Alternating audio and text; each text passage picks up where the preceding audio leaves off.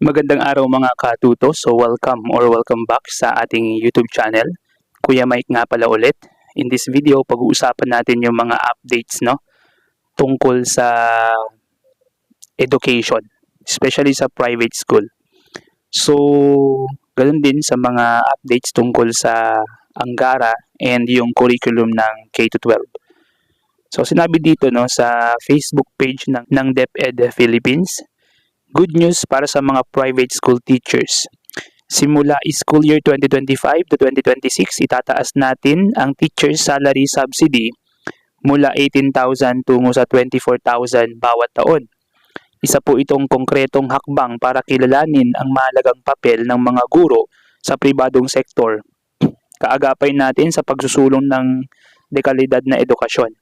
Salamat kay Pangulong Bongbong Marcos sa tiwala at suporta at sa ating mga partner sa SAC, DBM, DepDev, CHED, TESDA at mga pribadong organisasyon.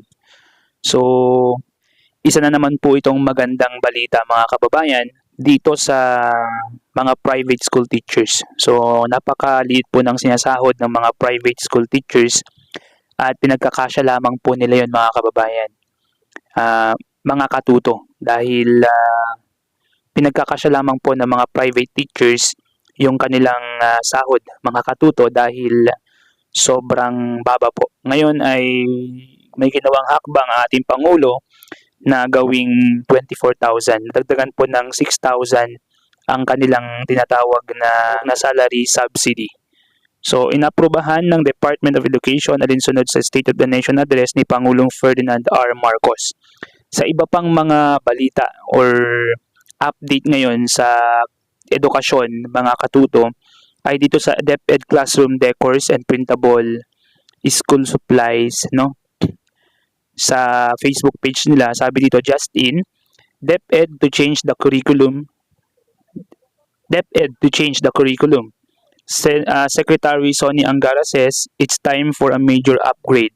Are we ready for this big shift in education? So yun yung usapin ngayon mga kababayan. So inuunti-unti na nga po ito mga katuto sa mga ilang mga selected schools sa buong Pilipinas na kung saan ini-implement na po yung SHS, Strengthened Curriculum, na kung saan meron silang mga ibang mga itinuturo na mga core subjects at mga applied subjects, ganun din yung iba pang mga subjects sa curriculum, na kung saan hindi lahat ng school ngayon ay pare-pareho ang itinuturo. So dahan-dahan na po ito na binabago sa pamamagitan ng ginagawa po ni Sonny Angara na mas mapatibay at mas i-deliver yung quality education na tinatawag. Dito naman po sa DepEd Tambayan PH, hindi ko lang po alam kung magugustuhan po ng mga guro yung announcement po na ito. Na sabi po dito, DepEd News, the Department of Education or DepEd is still finalizing the guidelines for make-up classes. These classes might take place on Saturdays or after regular class hours depending on the availability of teachers. So, halimbawa po, meron tayong na-find out or nakita na may mga learning gaps or may mga learning difficulties or mga hindi makakope sa learning ng mga estudyante. So, ang sinasuggest po ng announcement na ito or ng balitang ito ay ang ating mga katutong mga guro ay magbibigay ng extra hours, hindi sa klase kundi extra hours na hindi kasama sa kanilang mga oras sa klase. Pwedeng Saturdays or pwedeng after class hours nila gawin ito. So sinabi dito, there must be makeup classes as the learning loss is really high according to Angara. So the Department of Education, DepEd, is considering the implementation of make-up classes to mitigate learning loss following the widespread suspension of classes due to flooding spawned by the southwest monsoon, Education Secretary Sonny Angara said on Tuesday, July 22. The DepEd is still finalizing the structure of the proposed make-up classes, which may be held on Saturday or after regular class hours depending on teachers' availability. So ito po ay patungkol or referring to those teachers and students na nasasalanta po ngayon ng bagyo. Dahil sunod-sunod na naman po yung mga bagyo and at the same time yung mga suspension of classes because of those typhoons. Kaya kailangan po nila ng makeup classes dahil yung learning loss, eka nga po ni Angara, ay high. So sabi po dito, there must be makeup classes as the learning loss is high. Our learners are affected when there are many cancellations. It's quiet. Significant, especially it's quite significant, especially literacy and math. So we are addressing this through the ARAL program. The personalized tutorials are very effective so that children who need assistance will be given focus. So yan po yung isa pang balita. So sa iba na naman pong balita sa ating mga katuto, no, DepEd Tambayan pa rin. Basahin, lahat ng kinder sa public school may libreng pagkain sa loob ng 120 days or 120 120 araw. Dito pong July 26, ito po yung pinakang update. Libreng pagkain sa loob ng 120 days para sa lahat ng kinder sa pampublikong paaralan. So mismong ito po mga katuto ay na-implement na sa aming barangay mismo na libre ang pagkain ng anak namin ngayon, no? Kinder. So ibig sabihin, lahat po ng kinder students or pupils ay magkakaroon po ng libreng pagkain po sa kanila sa loob ng 120 days. So sa kauna-unahang pagkakataon sa kasaysayan, sa Department of Education, DepEd, makatatanggap na ng libreng pagkain araw-araw ang lahat ng mag-aaral ng kindergarten sa pampublikong paaralan sa buong bansa, kaugnay ng pinalawak na School-Based Feeding Program or SBFP. Tingnan nyo mga kababayan, no?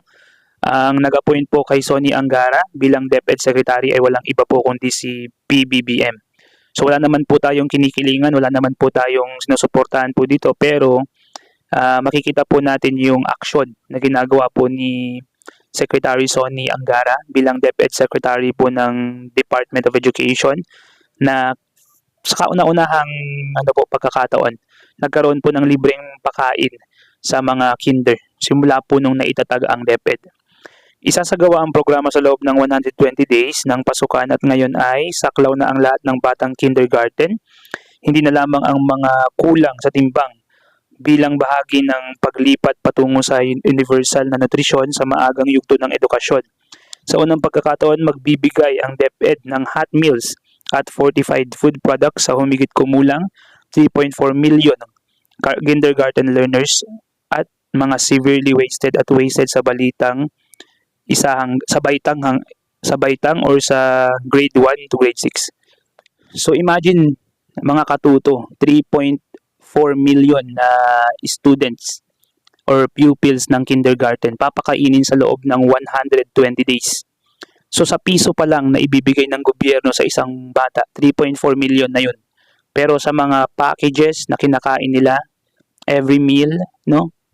Tignan nyo po yung kagawaran ng edukasyon ngayon. Ginagastusan po talaga yung mga kabataan, especially yung ating kindergarten, para nang sa ganun masuportahan po sila sa tinatawag na nutrition.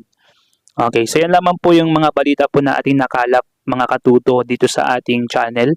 So nawa ay nagustuhan po ninyo yung mga balita na ito, especially sa mga teachers and mga students natin na sumusubaybay sa ating channel. Kung nagustuhan po ninyo yung ating video ngayon, paki-like naman po yung ating video para mapanood pa ng ilang mga tao sa social media natin at sa online. Ganun din, mag-subscribe ka na para ma-update kita kung ikaw ay hindi ko pa subscriber. Mag-update ako sa iyo through uploading videos. So mag-subscribe ka na and hit the notification bell button para lagi kang updated sa lahat ng mga videos natin. So once again, this is Kuya Mike. Peace out.